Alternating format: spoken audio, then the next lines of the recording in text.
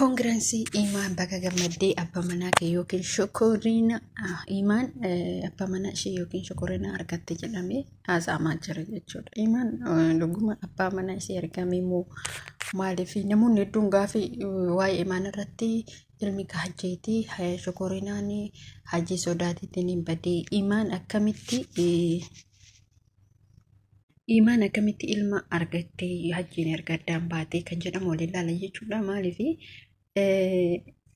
waa hedduu jira jechuudha.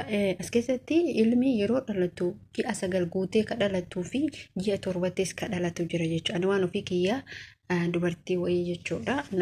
Suudii keessatti dubartiin gaafa ji'a 7 taatu dhalatti jechuudha. Otoo sodaatanii ilmi sun hin guddatu maal jedhanii ilmi ji'a 7tti dhalatu hin guddatu ji'a 8tti ka dhalatu immoo hin guddatu jedhanii.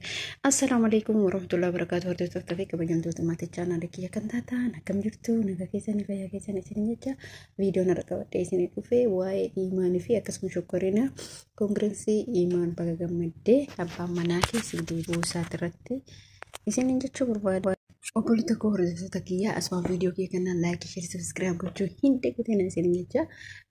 Maaliif yoo jettanii namoonni akkuma jenne imaan sababa hanqinni ji'a namoonni namni gisee amma sa'aatii viidiyoon isiin itti gadhiiftee yeroo kamaa jiinadha. Yeroo ammaa kana keessatti namni waan ati ooltee bultu si ilaala jechuudha. Akkamitti akka ooltee akkamitti akka bulte si ilaasitu wataa deema. Ilaa hanga mana kee otoo ollaa kee jiraatan hanga shanti beeti ati seentee baatutti si to'atuuf deema jechuudha. Ilmi namaa kun jechuudha. Nama miidiyaa qabu dhiisati. Kanarratti amma maal dubbachuu dhufee maaliif dhuftee kan jetta yoo ta'e viidiyoo har'a maxxanfame tokkotti garaa mucaa wayiitiin gadhiisee jira. Karaa mucaa saniitiin akka shokorinaa soituu akka mucatti kanatti deebi'u namoonni jedhanii koomentii isaallee dubbisee jira gaafatan jechuudha. Namoonni tokko mucaan hajjiitii ka jedhantu jira. Mucaan hajjii waan ta'eef shokorinaan badee sodaatee badee namoonni tokko immoo hajjii sodaatee badee jedhanii walaa waan nama achaalu. Kun yaan ilmi namaa kun dhibbumaan dhibbatti garaagara jechuudha. Ilmi namaa kun akka inni itti yaadu garaagara. Maaliif hojjettanii akka itti yaaduu fi akka isin itti yaadan garaagarummaa qaba jechuudha. Kanaaf dhugaa dubbachuuf waan baay'ee tokkoon maqaa mucattii kana rabbiin abbaa manaa ishee haa hiruu fi asuma gabaabatti kun ilmi namaa tokko walirraa waa barataa walirra waliin jedhaa wal lolaa waliin araarama hin heerumaa gadhiisaa kun carraadha. Jireenya ilma namaa keessatti inni kun carraadha. Waan rabbi nama sii katabe heerumtee gargar ba'uun heerumtee bultii kee godhattee itti fuftee jiraachuun carraa keetti jechuudha. Kuni waan rabbiin ganama hundumaa waan rabbiin kana katabe. Garuu namoonni waa'ee dhimma namaa kana amma hoolkaan waa'ee mucattii keessa waa'ee imaa kana kan dubbatan ta'e baay'ee ulfaataadha. Bumaan dhibbatti nama dubartii da'ee gatee deemuun argine dubartii deettee gatee deemuun ulfaata. Maaliif dubartiin deettee biyya ambaa keessatti waa hedduu ishee arga jechuudha. Dubartiin biyya keessattuu yeroo deette ta nama hin qabne hamma isin cinqamtu isiif rabbitu beeka. Warroonni beektan jechuudha. Kuni maal nu jettan bareen kiyya akkuma dura jenne namni kenna yaadu waan hubatu. Dhalli namaa kun waa hedduu jira. Amma akkuma dura jennetti ilmi dhugaa isin ergaa jennadhaan baate amma namni yookiin tarii viidiyoo hajjii wajjin waraabde gatiin tun akka hajjiin addaan baate yoo mucaa kanatti ka dabalamtu taate ji'a 7tti argachuu dandeetti asuma gabaabatti jechuudha. Ji'a 7tti ni dhalata. Ogummaa dubbachuuf ji'a 7tti ni dhalata. Kun immootu yooma sa'uu sanuu ka ta'u ta'ee inni sun seeraan maan jechuudha. Waan kanaa gaafuma duraatu waliigaltee qaba jarri ta'uu danda'a. Yookiin waliigaltee san diiguu danda'ama. Kuni baay'ee ulfaata. Inni amma shokorinaan amma badee Yaman keessaa baheen jiru. Shokorinaan gaa mucaa kanaa walitti dabalamu halaala godhatanii walitti dabalamnaan gara miidiyaatti dhufan.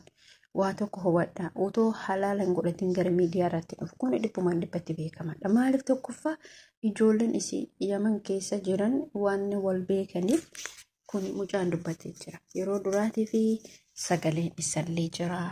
Shokorinaan akkana toora bakka inni dalaguun ergameef jira.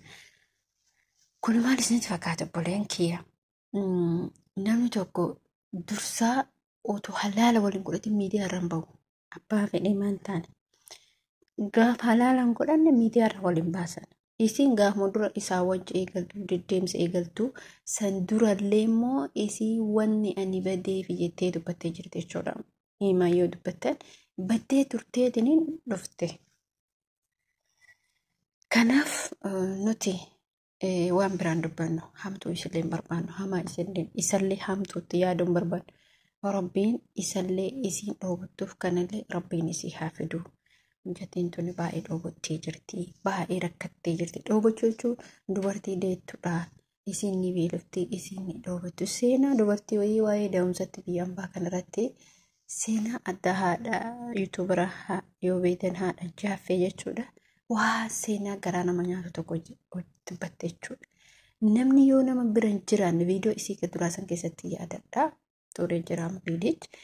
Namni yoo namni bira hin jiraan baay'ee dhibbata, baay'ee cinqama. Wallaahi nasiin jechuudha. Ilmi namaa kun hin cinqama. Dhibbumaan dhibbatti. Keessattuu deettuu jechuun gatanii deemuu du'a jechuudha. Wallaahi nasiin. Mucattiin kuni ani waan biraan jedhu. Isinillee waan biraan jedhina. Waan godhinaafi. Eessattuu waa gootaniif miti.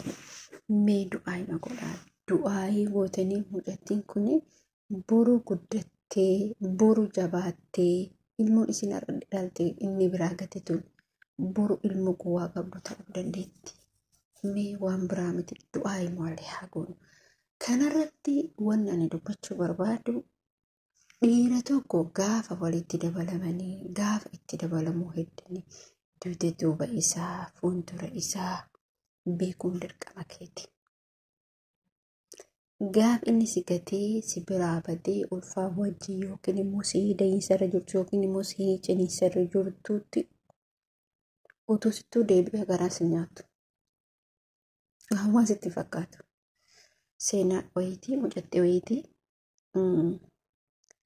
isii ulfaa akkuma imaan kanatti gatee biraa deeme. Seenaadhaan baay'ee garaa nama nyaata jechuudha. Gaaf gatee biraa deeme, gaafa ilmi sun dhalatee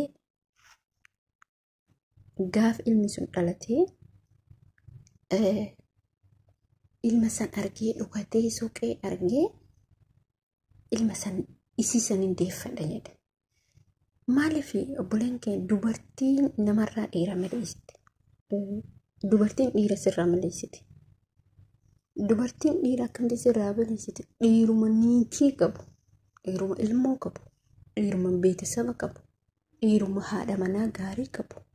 Dubartiin hin xaamne sirraa maleessiti. Nuti dubartii lama dhugaa ofitti himne maal rakkoo qaba? Gaafa kana mucaan kun rakkoo keessa hin ta'e wallaahi billaahi jettee jedhan. Ani waan fedhe gala malee inni sun waan fedhe yoo qabaate, inni sun miileena yoo qabaate seena dhabe kun wanni jiru jechuudha. Biyyuma Saa'udii kana keessatti mucattiin sun abaddan isatti hin deebi'u jette. Maaliif ree? Garuu isii gargaaree isitti dabalame sun mucattii saniif cinaa isii ta'ee waa hundaan isii dhiira akkana gaariitu jira, dhiira hamaatu jira jechuudha. Kasii yaaduuf beeka itti seene jechuudha. Inni sun gaaf isiin ulfaa, gaaf isiin da'umsarra kaatu gatee biraa tare. Miileena jira bara amma dhiirotiin dubartii gatanii deeman kun yoo isin eegalte miiliyeena hin jiran jechuudha. Ima waan miidiyaa qabduuf miidiyaa irratti baate malee dubbatte malee namni kan beekan hin jiru. Fakkeenyaaf sa'aadaa irraa fudhattee geessitee warqee isii hadee sa'aadaa tuub kan jedhamtu Yaman keessatti irraa fudhatee warqee isiitiin tabiraa fuudhee deebitee niitiin isaa sun sagalee itti ergiti. Isin galee deebitee niitiin maan isaa sun isatti sagalee ergite jechuudha. Kuni sirrii miti. Kun dogongora guddaa. Dubartii taatee dubartiirraa yoo beeytanii itti seentan immoo dhugaa baay'ee nama gammachiisa. Yommuu utuu hin beekin itti seentan immoo baay'ee ulfaata. maaliif sirrimatti ulfaata. Kuni otoo hin beekin jechuun fakkeenyaaf dhiirri tokko dubartii takka yoo too haadha manaa isaa sanitti himin yoo kan fuudhu ta'e baay'ee ulfaata. Isillee rakkoo bakka mataan isitti dhagama. Garuu gaafa itti himee jenna rakkoota kan qabu walii galan jechuudha. Kanaaf obboleeyyan kiyya asuma gabaabatti wanni waliin jechuu barbaadnu nuti wanni walirraa barachuu barbaadnu duraa duuba keenya dhiirannuu ta'u dhiira biyya beeku dhiira zarii beeku dhiira niitii qabamoo hin qabne yoo niitii qabaatee si jaalatee niitii qabaa ilmoo qaba siin jedhe rakkoo takka hin qabu beektetti siin jechuudha. Kanaaf hordoftootaaf kabajamtoota kiyya namoota akkanaa dhiirota akkanaa kanarra jabaadhaaf beekaa. Dhugaa dubbachuu jabaadhaaf beekaa. Keessattuu ijoolleen biyya alaa jirtan, ijoolleen lafa Yaman keessa jirtan, ijoolleen Saudii keessa jirtan, ijoolleen Dubaay keessa jirtan, ijoolleen biyyoota garaagaraa fakkeenyaaf ijoolleen biyyoota garaagaraa keessa jirtan jabaatanii dhiirarraa of eeggudha jechuudha.